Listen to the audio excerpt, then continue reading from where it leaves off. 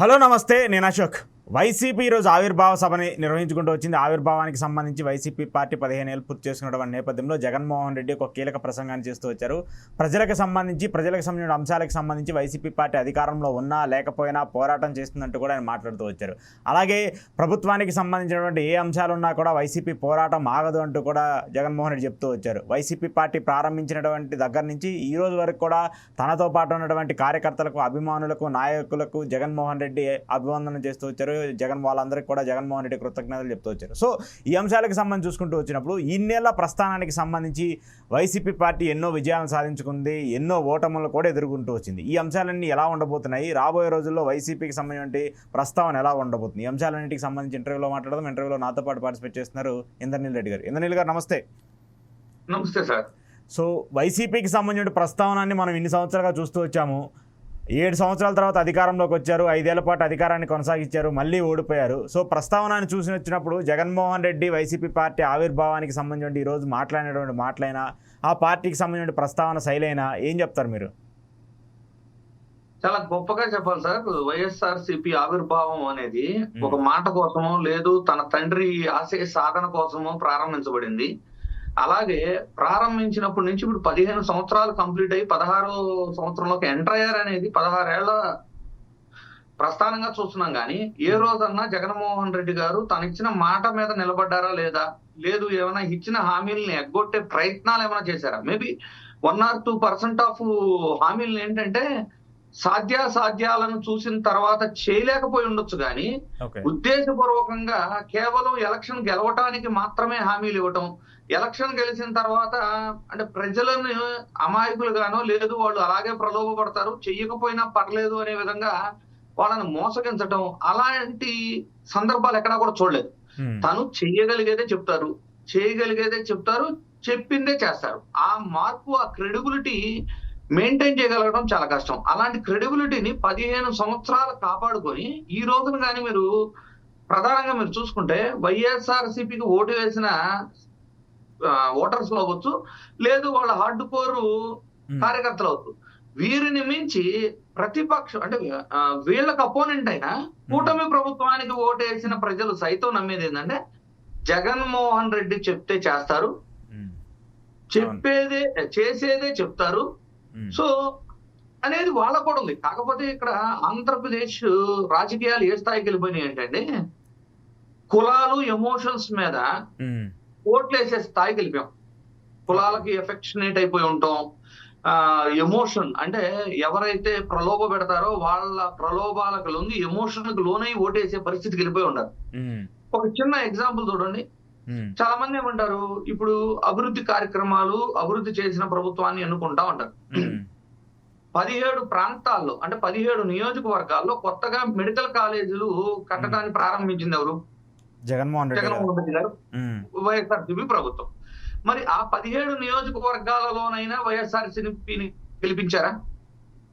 లేదు. అంటే ఆ మెడికల్ కాలేజీలు రావటం అభివృద్ధి, ఆ చుట్టుపక్కల ప్రాంతాలు ఆర్థిక అంటే వాటి రేట్లు పెరగటం అభివృద్ధి, వాటికి అనుసంధానంగా డయాగ్నోస్టిక్ సెంటర్లు, మెడికల్ షాపులు, లేదు ఎడిషనల్ మెడికల్ సర్వీసెస్ రావటం, సర్జికల్ షాప్స్ అవచ్చు, ఇవన్నీ కూడా పార్ట్ ఆఫ్ డెవలప్మెంటే కదా. కానీ అక్కడ గెలవలేదు కదా. 10 షిప్పింగ్ హార్బర్లని యుద్ధ ప్రాతిపదికన, అది కేంద్ర ప్రభుత్వం నిధులే అవచ్చు, యుద్ధ ప్రాతిపదికన డెవలప్మెంట్ చేశారు కదా. మరి అక్కడ ఏమైనా గెలిపించారా ప్రజలు? లేదు. భారీ స్థాయిలో పోర్టుల నిర్మాణం చేపట్టారు, అది రేపల్లి అవ్వచ్చు, అంటే నిజాంపట్నం పోర్టు రేపల్ నియోజకవర్గంలో ఉంటుంది, గెలిపించారా? లేదు కదా. అంటే నేను ప్రజల గురించి చెప్తున్నా. 2019 ఎలక్షన్ కూడా తీసుకున్నాం ఎగ్జాంపుల్ కోసం. అమరావతి రాజధాని అని చెప్పారు, ఆ ప్రాంతంలో టీడీపీని గెలిపించారా? ఒక్క సీటు కూడా గెలవలేదు కదా. మంగళగిరి గెలవలేదు, తాడికొండ గెలవలేదు, పెదకూరవాడు గెలవలేదు, ఏ సీటు గెలవాలి వాళ్ళు కూడా. సరే 2024కి వెళ్దాం. మళ్ళీ 3 రాజధానులు అన్నారు. వైజాగ్ లో గాని, కర్నూలులో గాని వైఎస్ఆర్సీపీ ప్రభుత్వాన్ని గెలిపించారా? లేదు. సో ఇక్కడ నాయకులను, పార్టీలను నిందించే కంటే ముందు ప్రజలు విచక్షణ కోల్పోతున్నాము. మనకి ఏది అవసరమో అది చేసిన వ్యక్తిని సైతం విస్మరిస్తున్నాము. మనకి అభివృద్ధి అంటే మన ప్రాంతంలో ఉన్న వెనకబాటుతనాన్ని, మన ప్రాంతంలో ఉన్న అంటే దీర్ఘకాలిక సమస్యలను వాటిని పరిష్కరించడానికి ఒక అడుగు ముందుకు వేసిన వ్యక్తిని కదా మనం గెలిపించుకోవాలి. ఆ విధంగా జరగనప్పుడు మరి అభివృద్ధి కావాలి, మాకు అభివృద్ధి కావాలి అని మనం చెప్పుకోవడానికి అంటే ఈ డిబేట్లలోనో పేపర్లోనో లేదు మేధావులు కొంతమంది వచ్చి మాట్లాడటము అభివృద్ధికే పట్టం కట్టారు. ఏం అభివృద్ధి సార్? ఇప్పుడు ఆయన చేయని అభివృద్ధి ఏంది? ఏ గ్రామంకి వెళ్ళినా ప్రతి గ్రామంలో ఒక రైతు భరోసా కేంద్రము, ఒక గ్రామ సచివాలయము, ఒక విలేజ్ క్లినిక్, వీళ్ళ కళ్ళ ముందు ₹1,00,00,000 శాశ్వత ఆస్తిని అయితే ఆ గ్రామానికి అప్పచెప్పారు కదా. మరి అభివృద్ధి కళ్ళ ముందు కనపడింది కదా. కనపడ్డ తర్వాత కూడా ఓట్లు అంటే నేనేమంటున్నానంటే ఇంత జరుగుతున్నా ఏ రోజు ప్రజలు మమ్మల్ని మోసం చేశారు అని కానీ అంటే మీరు 2019 ఎన్నికలు పూర్తయిన తర్వాత కొన్ని సందర్భాల్లో తీసుకుంటే చంద్రబాబు గారు పదే ఏమనేవాళ్ళు అంటే ప్రజలు మోసపోయారు, ప్రజలు తప్పు చేశారు. మోసపోయారు కూడా కాదు, ప్రజలు తప్పు చేశారు. ఎందుకు తప్పు చేశారంటే వైఎస్ఆర్సీపీకి ఓటేసి తప్పు చేశారు, ఇలా మాట్లాడేవాడు.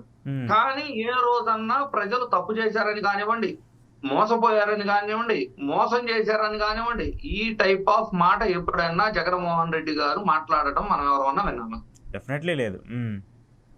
సో ఒక నాయకత్వ లక్షణంలో కూడా అండి మనము ప్రజల కోసం ప్రారంభించిన పార్టీ ఇది. నాకంటూ అంటే జగన్మోహన్ రెడ్డి గారి పర్సనల్ గా ఎలా ఉంటదంటే అతని ఒపీనియన్, ఆయన జనరల్ గానే ఆస్తిపరుడు, ఈజ్ ఎ గుడ్ ఎంటర్ప్రెన్యూర్. అవును. సో తనకేమి తినడానికి ఉండటానికి లేక రాజకీయాల్లోకి రాల, రాజకీయాల్లో సంపాదించుకోవడానికి రాల, కేవలం రాజకీయాల్లో తను పేరు తెచ్చుకోవాలని వచ్చారు చిరస్థాయిగా. అంటే మీరు గుర్తుపెట్టుకోండి, పార్టీ పెట్టిన తర్వాత రాజశేఖర రెడ్డి గారి వారసుడిగా ఎంటర్ అయిన తర్వాత పదే అతను చెప్పిన మాట మీరు ఒకసారి గుర్తు చేసుకుంటే 30 సంవత్సరాల పాటు మీ ఇంట్లో సైతం జగన్మోహన్ రెడ్డి గారి వల్ల మేము లబ్ధి పొంది మేము ఆర్థికంగా లబ్ధి పొందడం కానీ ఏమైనా మా జీవితాల్లో మార్పు వచ్చింది అని చెప్పుకోగలిగే అంత గొప్పగా పరిపాలించాలనేది నా ఆకాంక్ష అని చాలా సందర్భాల్లో చెప్పుండారు జగన్మోహన్ రెడ్డి గారు. ఇంకో కంపారిజన్ చూడండి, జగన్మోహన్ రెడ్డి గారు చేసే వ్యాపారాలు ఏవైనా సామాన్యులు చేసే వ్యాపారాలతో పోలుంటాయా? సామాన్యులు చేసే వ్యాపారాలను దెబ్బతీసే విధంగా ఉంటాయా? లేదు బడుగు బలహీన వర్గాల యొక్క ఆస్తులు దోచుకునే విధంగా ఉంటాయా? ఆయన చేసిన వ్యాపారాలు చూసుకోండి. అంటే పవర్ ప్లాంట్స్, ఒక సాక్షి అవ్వచ్చు, పేపర్ అవ్వచ్చు, మీడియా రిలేటెడ్ అవ్వచ్చు, సిమెంట్ ఫ్యాక్టరీలు అవ్వచ్చు, ఇవేవి కూడా సామాన్యులు చేసే వ్యాపారాలు కాదు. ఈ వ్యాపారాలు రావటం వల్ల కూడా చాలా మందికి ఉపాధి కలిగిద్ది, 10 మందికి లాభం చేకూరుతుంది. So that is called real entrepreneurship ఉన్న క్వాలిటీస్ ఉన్న లీడర్ యొక్క క్యాలిబర్, ఆయన మనస్తత్వం. అదే ఇప్పుడు కంపారిజన్ లో చంద్రబాబు గారి విషయం తీసుకుందాం. చిత్తూరు డైరీ అని ఉండేది, అది కోఆపరేటివ్ సొసైటీ డైరీ. అంటే అందులో లాభాలు వస్తే బోనస్ రూపంలో ఆ సొసైటీలో భాగస్వాములైన రైతులు పంచుకునే డైరీ. ఒక సీఎం హోదాలో ఉండి ప్రభుత్వ ఆస్తులని నీరుగార్చి ప్రభుత్వ సంస్థలను ప్రైవేటీకరణ చేసో లేదు వాటిని క్లోజ్ చేస్తూ తన సొంత వ్యాపార సంస్థని అభివృద్ధి చేసుకుంటూ, అంటే ఇదేంటి కోఆపరేటివ్ రైతులు, సామాన్య బడుగు బలహీన పేద రైతులు, పాడి రైతులు, వాళ్ళు పొట్టకూటి కోసం చేసుకుని లాభాలు ఆర్జిస్తే పంచుకునే దాన్ని కూడా వ్యాపారంగా ఎంచుకున్న చంద్రబాబు గారికి జగన్ గారికి ఉన్న వ్యత్యాసం. సో ఈ ప్రస్థానాన్ని మీరు ఎక్కడ చూసుకున్నా 2014లో ఓడిపోయినప్పుడు అవ్వచ్చు, 2024లో ఓడిపోయినప్పుడు అవ్వచ్చు, 2019లో గెలిచినప్పుడు అవ్వచ్చు, తను ఎప్పుడు కూడా ఒకటే స్టాండర్డ్ మెయింటైన్ చేశారు. ఏంటి? మనం చేయగలిగేదే చెప్పాలి, చెప్పిందే చేయాలి. 2014 మేనిఫెస్టో విషయానికి వెళ్దాం. ఏమని చెప్పారు? రైతు రుణమాఫీ ప్రస్తుతము మన రాష్ట్ర ఆర్థిక పరిస్థితుల రీత్యా చేయలేమన్నాడు, చేయలేమని చెప్పారు. అలాగే ఆయన ఏం చెప్పారు? చంద్రబాబు గారు చేయగలనని చెబుతున్నారు, ఆయన కూడా చేయలేరని చెప్పారు. అవును. కానీ ఏం జరిగింది సార్? ఈయన చేయలేనని చెప్పారు, ఆయన చేస్తా అని చెప్పారు, ప్రజలు ఆశపడ్డారు. ఆయన చేశారా పూర్తి స్థాయిలో రుణమాఫీ? లేదు కదా. సరే 2024 కొత్త జగన్మోహన్ రెడ్డి గారు మేనిఫెస్టోలో ఏదైతే చెప్పారో 95% మించి పూర్తి చేయగలిగారు. అవును. ఆ 95% కూడా మించి ఎప్పుడు చేశారు? ఇంకొక 1 year ఎలక్షన్ ఉంటే చేశారా? కాదు కదా. 1 year to 2 years మధ్యలోనే అన్ని పథకాలని అందజేయగలిగారు. 2024 ఎలక్షన్ వద్దాం. మరలా సామాజిక పెన్షన్ 4,000 అంటే అది ఆర్థికంగా భారం అయిపోతుంది. ఆడబిడ్డ నిధి లాంటి పథకాలు 1,50,000 కోట్ల బడ్జెట్ ఉన్నప్పుడు అది ఇవ్వలేము. బీసీలకు 50% 50 సంవత్సరాలకే 4,000 పింఛన్ అనేది అసాధ్యము అని చెప్తూ చెప్పగలిగేదే చేస్తాను, చేయగలిగిందే చెప్తాను అనే విధంగా మేనిఫెస్టో ఇచ్చారు. కానీ అక్కడ ఏం చేశారు? సూపర్ 6 అన్నారు. అందులో ఇప్పటికీ నిరుద్యోగ వృత్తి లేదు. 20 లక్షల ఉద్యోగ హామీ ఏమవుతుందో తెలియదు. ఆడబిడ్డ నిధి 1,500 ప్రతి మహిళకి, గుర్తుపెట్టుకుంటే అదేం చెప్పారు? 18 సంవత్సరాల వయసు నిండిన ప్రతి మహిళకి అన్నారు. అంటే ఓటు హక్కున్న ప్రతి మహిళకి నెలకి 1,500 అంటే దగ్గర 5 సంవత్సరాల మీద కలిపితే 1,50,00,000 బడ్జెట్ అది. అదే 1,50,000 కోట్ల బడ్జెట్ అది. సో అసాధ్యమైన హామీలను చెప్పి అధికారంలో వాళ్ళు వస్తున్నారు. ఓడినా గెలిచినా చేయగలిగేదే చెప్తూ దాన్ని మేనిఫెస్టోగా చూపిస్తూ ఆ మేనిఫెస్టోని భద్రపరచుకోమని చెప్పేంత కలేజా ఉన్న నాయకుడు వాళ్ళకి అధినాయకుడుగా ఉంటే ఓటమికి గెలుపుకి వాళ్ళ క్యాడర్కి ఏం ఫరక పడింది సార్? ఓకే ఓకే అంటే కరెక్ట్ యాక్సెప్ట్ చేయొచ్చు, మీరు చెప్పిన పాయింట్లు యాక్సెప్ట్ చేస్తాను. కానీ మెయిన్గా ఆంధ్రప్రదేశ్ రాష్ట్రం అంటేనే రైతులకు సంబంధించినటువంటి ప్రస్తావన లేకుండా మన స్టేట్ క్యాపబిలిటీని చూపించలేము. సో రైతులు అనేది ఒక వెన్నుముకగా మనం భావిస్తూ ఉంటాము. ఫార్మర్స్కి సంబంధించిన ఇష్యూస్ని మనం ఈ గవర్నమెంట్లో చూస్తాం. అంటే సరే గత గవర్నమెంట్లో లేవని నేను చెప్పలేను, కానీ ఖచ్చితంగా ఉన్నాయి. కానీ ఇప్పుడైతే అది పీక్ స్థాయిలో ఉన్నాయి. రైతుల ఆత్మహత్యలను మనం చూస్తున్నాము. ఇటీవల కేంద్ర ప్రభుత్వం ఇచ్చినటువంటి నివేదికలో కూడా ఆంధ్రప్రదేశ్లో రైతుల ఆత్మహత్యలు పెరిగిపోయాయని చెప్తూ వచ్చింది. సో ఇంత పెద్ద ఎత్తున జగన్మోహన్ రెడ్డి ప్రభుత్వంలో చూసుకుంటే, ఈ ప్రభుత్వానికి సంబంధించి కంపేర్ చేసుకుంటే ఈ ప్రభుత్వం ఇంత పెద్ద ఎత్తున జరుగుతున్నాయి. అటు మిగతా వ్యక్తులకి న్యాయం చేయట్లేదు, రైతులకి న్యాయం చేయట్లేదు. ఇదంతా కూడా ప్రభుత్వం యొక్క వైఫల్యం కదా. చంద్రబాబు గారు రైతు వ్యతిరేకి అనేది ఒకప్పుడు దివంగత వైఎస్ రాజశేఖర రెడ్డి గారు పలుమార్లు చెప్పిన సందర్భాలు ప్రస్తావించారు. మీరు కానీ గుర్తు చేసుకుంటే వ్యవసాయం దండగా అని మాట్లాడిన వ్యక్తి ఆయన పరిపాలన ఎలా సాగుతుందంటే వ్యవసాయం దండగా, రియల్ ఎస్టేటే పండగ అన్నట్లు ఉంటది ఇప్పుడు. గుర్తుపెట్టుకోండి. ఎందుకంటే 2014 to 19 ఏం జరిగింది? అమరావతిలో రియల్ ఎస్టేట్ వ్యాపారం జరిగింది. ఇప్పుడు ఏం జరుగుతుంది? తన అస్మదీయులందరికీ రూపాయికి ₹1 ఫ్రీగా ల్యాండ్స్ ఇచ్చేయటం, లేదు కేవలం అమరావతి మీద మాత్రమే ఫోకస్ చేయటం. ఈ రాష్ట్రం ప్రధానమైన వనరేంటి? వ్యవసాయం. అవును. అలాంటి వ్యవసాయ ఆధారిత రాష్ట్రంలో వ్యవసాయం మీద చిన్న చూపు చూపుతూ చూడండి, అట్లీస్ట్ సరే కొత్తగా ఏం చేయలేకపోయారు. కొత్తగా ఇచ్చిన హామీలు ఎలాగో ఇప్పుడు రైతు భరోసా 20,000 ఇస్తా అన్నారు, ఇప్పటికి 10,000 ఇచ్చారు. 2 సంవత్సరాలు, 3వ సంవత్సరం బడ్జెట్ కూడా వచ్చింది. అంటే ఎంత ఇవ్వాలి? కనీసం 1 సంవత్సరపు బడ్జెట్ లో సగం కూడా ఇప్పటిదాకా ఇవ్వలేదు రైతు భరోసా. పైపెత్తు జగన్మోహన్ రెడ్డి ప్రభుత్వం ఉన్నప్పుడు రాష్ట్ర వ్యాప్తంగా అన్ని పంటలకి ఈ క్రాప్ మీకు ఉచిత బీమా అనేది ఇచ్చారు, ఫ్రీ క్రాప్ ఇన్సూరెన్స్ ఇచ్చారు. దాన్ని తీసేయాల్సిన పని ఏంటి సార్? అంటే రైతులు బాగోవటం ఇష్టం లేక, రైతులు బాగుపడటం ఇష్టం లేక, ప్రధానంగా చూడండి ఏ పంట తీసుకున్నా ఆర్థికంగా నష్టపోవటం వలన ఈ రోజున 3 లక్షల కోట్ల రుణాలు బ్యాంకుల రూపంలో బాకీలు పడిపోయి ఉన్నారు ఆంధ్రప్రదేశ్ రాష్ట్ర రైతాంగం. దేశంలోనే 2వ ర్యాంకులో ఉన్నాం. ఏది? రైతులు అధ్వాన స్థితిలో ఉంటుందో. అలాంటి పరిస్థితులు అంత క్లియర్ గా తెలుస్తున్నప్పటికీ కనీసం రైతాంగం మీద చర్యలే లేవు. కానీ ఇక్కడ వీళ్ళ విధాన శైలి చెప్తా చూడండి. ఇప్పుడు విజన్ 2047 అని ఒకటి అనౌన్స్ చేశారు, వినుంటారు మీరు. అవును అవును. దాంట్లో ఆయన ఏం అనౌన్స్ చేశారు? 2047 వచ్చేటానికి ఆంధ్రప్రదేశ్ లో అర్బనైజేషన్ అంటే పట్టణ ప్రాంతాల్లో నివాసం ఉంటాం, అంటే ఆ పట్టణ ప్రాంతాలను ఎక్స్టెండ్ చేసుకుంటూ, నివాస ప్రాంతాలు ఎక్స్టెండ్ చేసుకుంటూ పోతూ దాన్ని 60% చేస్తారంట. అంటే దాని మీనింగ్ ఏంటో తెలుసా? ఈ రోజున రైతాంగం అంటే వ్యవసాయం జరుగుతుంది 62% ఉంటే భూమి, దాన్ని 42% తెస్తానంటున్నాడు. అంటే ఆయన విజన్ లో చాలా క్లియర్ చదువుతుంది ఏంటంటే వ్యవసాయం దండగా అది రియల్ ఎస్టేట్ గా మారితే, ప్లాట్లు కన్వర్షన్ అయితే దాన్ని నమ్ముకుంటే రైతులు బాగుపడతారు అని చెబుతున్నారు. కానీ వ్యవసాయం యొక్క విలువ తెలియని వ్యక్తి ముఖ్యమంత్రిగా ఉన్నప్పుడు ఇంతకంటే ఎక్కువ ఏం ఆశిస్తాం మనం? నేను చెప్తున్నా, ఆయన విజన్ 2047 లో ఆయన మెన్షన్ చేసిన అర్బనైజేషన్ 60% చేస్తానంటే వ్యవసాయ భూముల్ని అర్బనైజ్డ్ గా చేయగలిగితేనే కదా అర్బనైజేషన్ 60% వచ్చేది. అవును. అంటే వ్యవసాయం దండగా అనే ఆలోచన ఇప్పటికీ ఆయన మైండ్ లో అప్పటి నుంచి ఉందనే కదా. ఓకే. సో చూడండి సార్, ఆయన ఎలా ఉంటాడంటే రైతాంగం అంతా నష్టపోయాము, నాగలు పట్టే పరిస్థితి లేదన్నాం అనుకోండి, ఎవరు నేను నాగలు పట్టమంది, బ్రౌచర్ పట్టుకో, రియల్ ఎస్టేట్ చేసుకొని సజెషన్లు ఇచ్చే బ్యాచ్ అది.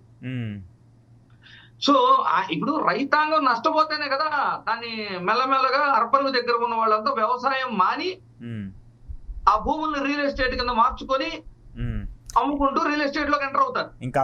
అంతా రియల్ ఎస్టేట్ చేస్తే పండించేది ఎవరు, తినేది ఎవరు, దానికి సంబంధించిన పరిస్థితులు ఎవరు, అది కూడా ఉండాలి కదా. పండించేవాడు లేకపోతే తినేవాడు సంబంధించిన పరిస్థితి ఏంటిది రేపు? అంటే అంత నాలెడ్జ్ ఉన్న వ్యక్తులు ఉండాలి, అంత నాలెడ్జ్ ప్రజలకు కూడా ఉండాలి. ఇక్కడ ఏమవుతుంది అంటే ఎవరు స్వార్థం వాళ్ళు చూసుకునే రాష్ట్రంలో ఉండమ్మా.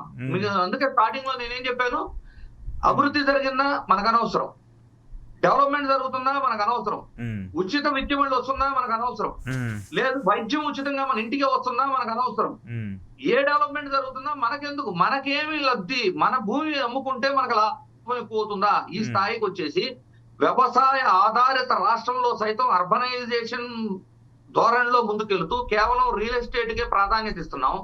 మరి ఇంతకంటే ఎక్కువ ఏం ఆలోచిస్తాం? చూడండి, రైతులకి ఫ్రీ క్రాప్ ఇన్సూరెన్స్ ఇవ్వడానికి డబ్బులు ఉండవు కానివ్వండి, అమరావతి రాజధాని డిజైన్లు చేపించడానికి ఎన్నిసార్లు ఇవ్వాలన్న డబ్బులు ఉంటాయి. అంటే వాళ్ళ ధోరణ లాంటిది. ఖజానా ఒక పక్క ఖాళీ అని చెబుతారు, ఖాళీగా ఉన్న ఖజానాన్ని నింపే ఆలోచన లేకపోక భూముల్ని తమ అస్మదీయులకు ఫ్రీగా ఇస్తారు. అవును. అసలు ప్రజల శ్రేయస్సు కోరేవాళ్ళు, ప్రజాభిష్టం మీదకు పాలన చేయాలనే ఉద్దేశం ఉంటే ఇలాంటి పనులు చేయరు. సో రైతాంగం అనేది మీరు తీసుకోండి సార్, లాస్ట్ ఇయర్ పత్తి, పొగాకు, చిని, టమోటా, ఉల్లి, ఏ పంట వేసినా ఎవ్వరికి లాభం లేదు. వరి కూడా వైఎస్ఆర్సీపీ ప్రభుత్వంతో పోల్చుకుంటే నష్టమే, కానీ గిట్టుబాటు ధర వచ్చింది వరి వేసిన. అది కూడా ఏం లేదు కొన్ని ప్రాంతాల్లో. ఇప్పుడు మన మోంతా సైక్లోన్కి అది కూడా ఉన్నది కూడా మొత్తం పోయింది చాలా తీవ్ర స్థాయిలో. 40 బస్తాలు పండే ఒక పొలం ఎకరానికి ఈరోజు 20 బస్తాలు కూడా పండే పరిస్థితి లేదు.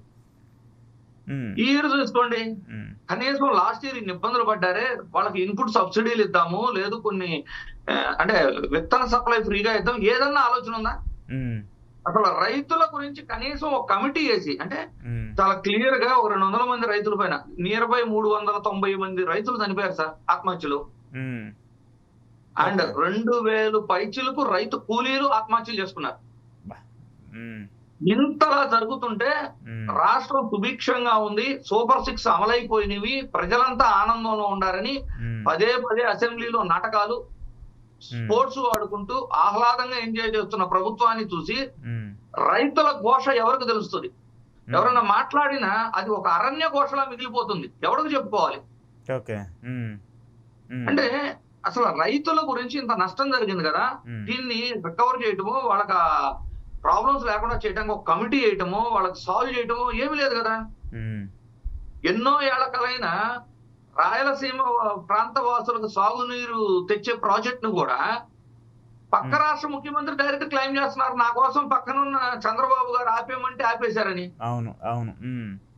దానికి ఇంతవరకు ఎక్స్ప్లెనేషన్ ఉండదు. సో ఎన్నో రకాలుగా రైతులు ఆగమైపోయి ఉన్నారు, చాలా మంది బలిదానాలు ఇచ్చే పరిస్థితిలో ఉన్నారు. ఇప్పటికే చాలా మంది ఇచ్చారు అని కేంద్ర శాఖ ఇచ్చిన డీటెయిల్స్ లోనే ఉన్నాయి. అసెంబ్లీ సాక్షిగా, కేంద్ర పార్లమెంట్ సాక్షిగా ఇచ్చిన డీటెయిల్స్ పేపర్ లో చాలా క్లియర్ గా రాస్తున్నారు. రైతులు 300 పైచిలకు చనిపోయారు, అండ్ రైతు కూలీలు 2000 పైచిలకు చనిపోయారు అని. కనీసం ఇంతమంది రైతులు చనిపోతుంటే ఏముండిద్దిలే సార్ ఆలోచన? మనం ఇంత బాధపడటమే గాని, గతంలో కూడా చంద్రబాబు గారు అధికారంలో ఉన్నప్పుడే రైతులు కిడ్నీలు అమ్ముకున్నారు. ఎవరైనా సరే ఇప్పుడు ఏ ప్రభుత్వం ఉన్నా రైతుల్ని విస్మరిస్తేనో, రైతుల్ని చిన్న చూపు చూసి వాళ్ళని పక్కన పెడితేనో ఖచ్చితంగా ఆ ప్రభుత్వాన్ని ఇబ్బంది పడతాయి పరిస్థితులు ఉంటాయి. తప్పకుండా ఉంటాయి సార్, ఎందుకంటే 80% ఆఫ్ ఓటింగ్ గ్రామీణ ప్రాంతాలు మరియు రైతు వారిగానే ఉంటాయి. అంటే మీరు ఒకవేళ కౌలు చేస్తున్నారా, కూలి పని చేస్తున్నారా, అంటే పొలం ఉందా, మీరు లేదు ఎక్కడో గుండా కూడా మీ పొలాల మీద మీకు కౌలు వస్తున్నాయా? అల్టిమేట్లీ వ్యవసాయంతో సంబంధం ఉన్న వాళ్ళు 80% పైచిలకు ఓటింగ్ ఉంటుంది ఆంధ్రప్రదేశ్ లో. అవును. రైతాంగం ఈ పరిస్థితిలో ఉంటే ఎవరు హర్షించరు. ఉమ్, ఆ ప్రభావం ఓటింగ్ లో చాలా భారీగా చూపిస్తారు.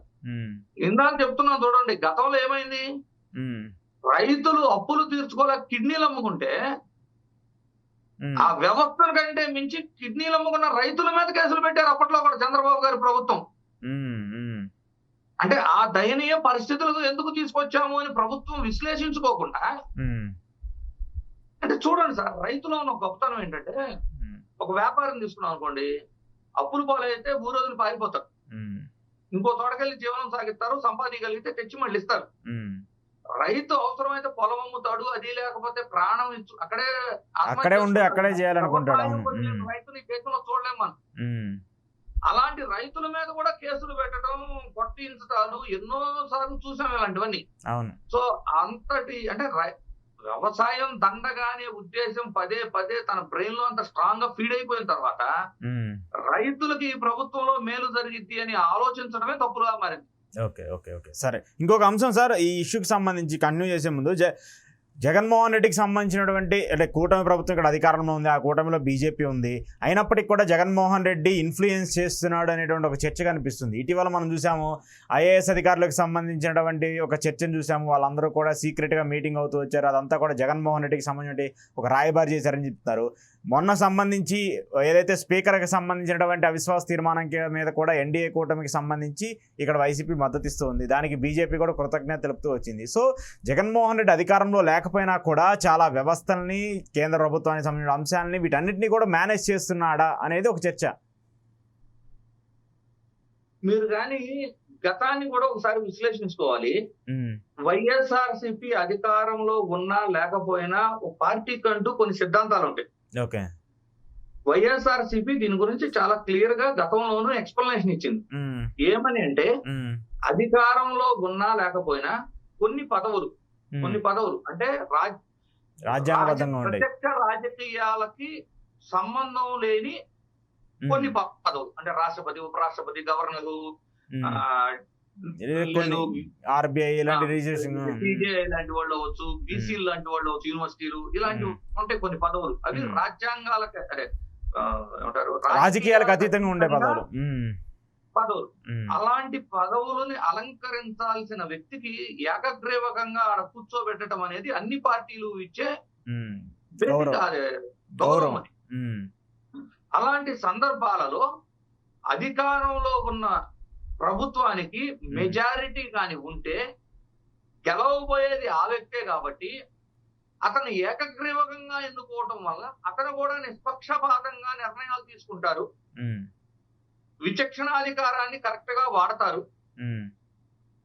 వారికి ఆ గౌరవాన్ని కల్పించాలి అంటే ప్రతిపక్షంలో ఉన్న అన్ని పార్టీలు కలిసినా కూడా వాళ్ళకి ఓటింగ్ పర్సంటేజ్ సరిపోదు అన్నప్పుడు ఆ వ్యక్తిని ఏకగ్రీవకంగా ఎన్నుకోనివ్వాలి అనేది వైఎస్ఆర్సీపీ యొక్క విధానం. ఈ విధానానికి అనుకూలంగానే యూపీఏ ప్రభుత్వం అక్రమ కేసులు పెట్టి జగన్ గారిని అరెస్ట్ చేసి జైల్లో పెట్టిన సందర్భం, ఆ టైంలో కూడా అంటే జగన్మోహన్ రెడ్డి గారు జైల్లో ఉన్నప్పుడు కూడా ఉపరాష్ట్రపతి ఎన్నిక జరిగితే ఏకగ్రీవకంగా యూపీఏకి అంటే కాంగ్రెస్ పార్టీకి అప్పుడు మద్దతు ఇచ్చింది, యూపీఏకి ఓటేశారు. అలాగే బీజేపీ అధికారంలో ఉంది, వైఎస్ఆర్సీపీ కూడా అధికారంలో ఉంది, కానీ వారి కూటమిలో లేకపోయినా అప్పుడు కూడా వైఎస్ఆర్సీపీ ఎన్డీఏకి మెజారిటీ ఉంది కాబట్టి ఎన్డీఏకే ఓటేశారు. అది కూడా వెంకయ్యనాయుడు గారికి. ఎన్డీఏకి ప్రతిసారి ఓటేయట్లేదు ఎవరికి అంటే, నేను అందుకే యూపీఏ గురించి కూడా మీకు చెప్పింది, ఎవరికి మెజారిటీ ఉండి వాళ్ళు అధికారంలో ఉండి వాళ్ళకి మెజారిటీ ఉంటే ఆ స్థానంలోకి వచ్చే వ్యక్తి ఏకగ్రీవకంగా ఎన్నుకోబడితే అతను రాజకీయాలకు అతీతంగా విచక్షణాధికారాన్ని కరెక్ట్ గా వాడతారు అనే ఉద్దేశంతో ఈ ఒక ప్రిన్సిపల్ పెట్టుకున్నారు, ఆ ప్రిన్సిపల్ కు అనుగుణంగా వెళ్తున్నారు. రీసెంట్ గా మీరు చూస్తే తెలుగు రాష్ట్రాలకు సంబంధించిన వ్యక్తిని ఉపరాష్ట్రపతిగా ఇండియా కూటమి ఎన్నుకుంది, కానీ సపోర్ట్ చేయలేదు అనేది ఎన్డీఏకే ఓటేసింది అన్నారు. ఆ రోజున కూడా మెజారిటీ వాళ్ళకే ఉంది. అవును, బీజేపీకే ఉంది. ఈ రోజున బీజేపీకే ఉంది. ఆ యూపీఏ ప్రభుత్వం అధికారంలో ఉన్నప్పుడు యూపీఏ కూడా ఓటేస్తారు కదా, జైల్లో ఉండి కూడా వేశారు కదా. సో సో పార్టీ సిద్ధాంతం ఒకటి ఉన్నప్పుడు ఆ సిద్ధాంతపరంగా వెళ్ళటం అనేది ఒక పార్టీ క్రమశిక్షణకు తగ్గట్టు వెళ్ళినట్లేదు. ఓకే. దాన్ని నిజంగా గౌరవించాలి, హ్యాట్స్ ఆఫ్ అని చెప్పాలి దాన్ని. ఎందుకంటే మనకు సపోర్ట్ ఉన్నా లేకపోయినా మన వైరి పార్టీ వాళ్ళైనా ఆ పదవిలోకి వచ్చే వ్యక్తికి ఇవ్వాల్సిన గౌరవం కోసం తీసుకున్న నిర్ణయం ఇది. దీన్ని రాజకీయంగా వాడుకోవాలి, తెలుగు అభ్యర్థిని నుంచోబెట్టిన తర్వాత కూడా ఓటే లేదనుకుంటూ మాట్లాడితే అంటే అది ప్రతిదీ రాజకీయంగా వాడుకునే పార్టీలు ఆ విధంగా ఆరోపణలు చేయటమే కానీ it is a very clear stand sir. Okay. ఇంకోటి, ఎందుకు ఈ ఐపీఎస్ అధికారులు వీళ్ళందరూ ఎందుకు జగన్మోహన్ రెడ్డి దగ్గరకు వస్తున్నారంటే జగన్మోహన్ రెడ్డి మళ్ళీ అధికారంలోకి వస్తాడనేటువంటి నమ్మకంలో ఏమైనా ఉన్నారా వాళ్ళు? నేను అంటే ఐఏఎస్ అధికారులు రిటైర్ అయ్యారా లేదు అధికారంలో ఉండారా, పరిపాలనను చూసేది వాళ్ళే కదా, అడ్మినిస్ట్రేటివ్ రోల్ వాళ్ళే కదా. సో వాళ్ళకైతే చాలా క్లియర్ గా ఏం తెలుసు, ఎవరి టర్మ్ లో అడ్మినిస్ట్రేషన్ అనేది సజావుగా సక్రమంగా ప్రజలకి అందాల్సిన అంటే లబ్ధి జరగాల్సినవి ఏవైతే ఉన్నాయో సక్రమంగా అందనియా లేదా అనేది మనం రాజకీయ పరంగా ఎన్నో ఆరోపణలు ఒకళ్ళ మీద ఒకళ్ళు చేసుకున్నా ఆ విషయాన్ని పూర్తిగా తెలుసుకొని చెప్పగలిగిన అంటే అర్థం చేసుకోగలిగిన వాడు, చెప్పగలిగిన వాడు, కళ్ళారా చూసిన వాడు, అడ్మినిస్ట్రేషన్ చేసిన వాడు ఎవరు? అధికారులేగా, ఐఏఎస్ అధికారులు. ఒకవేళ వాళ్ళంతా మీటింగ్ పెట్టుకొని జగన్మోహన్ రెడ్డికి మద్దతు ఇద్దామని నిర్ణయించుకున్నారు అంటే అడ్మినిస్ట్రేషన్ ప్రస్తుతం బాలేదు, ప్రజలకి అందాల్సిన లబ్ధి జరగటం లేదు, ప్రజలు మోసపోతున్నారు.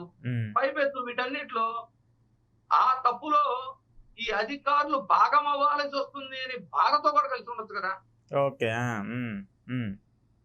అది కూడా వాళ్ళ ఛాన్స్ ఉంటుంది. ఉంటుంది సార్, ఎందుకు ఉండదు? ఇప్పుడు మనమంతా ఉన్నాము, ఎవరి లైఫ్ వాళ్ళకున్నా కూడా ఎదురు వ్యక్తికి లేదు ఒక చోట ఏదో గొడవ అవుతుంది సార్, ఎలాగానే ఒక వర్గానికి సపోర్ట్ చేయం కదా, ఫస్ట్ ఆడికి వెళ్ళి ముందు జనరల్ గా ఎంక్వైరీ చేస్తాం కదా, ఏం జరిగింది, తప్పు ఎవరిది ఒప్పు ఎవరిది అని పెద్దరకం చేసి వస్తాడు ప్రతి వాడు. మన సమస్య కానప్పుడు ఇంకొక సమస్యలోకి వెళ్ళి పెద్దరకం చేసి వస్తాడు. అలాగే అంత చిన్న దాంట్లోనే తప్పులు ఎంచగలిగినప్పుడు పూర్తి వివరాలు తెలిసిన ఐఏఎస్ అధికారులు జగన్మోహన్ రెడ్డి గారికి మద్దతు ఇద్దాం అనుకుంటున్నారు అంటే తప్పుల ప్రకారం ఒప్పేవరి సైడ్ ఉంది అంటున్నా నేను. అప్పుడు ఖచ్చితంగా ఎవరి వైపు ఉందో వాళ్ళకే తెలుస్తుంది, ప్రజలకు కూడా తెలుస్తుంది. కాబట్టి చూడాలి మరి దానికి ఏం సంబంధించి జరుగుతుంది అనేది కూడా. థ్యాంక్ యూ సార్, మీ సమయం మాకు ఇచ్చినందుకు, ఈరోజు ఇంటర్వ్యూలో పార్టిసిపేట్ చేసినందుకు.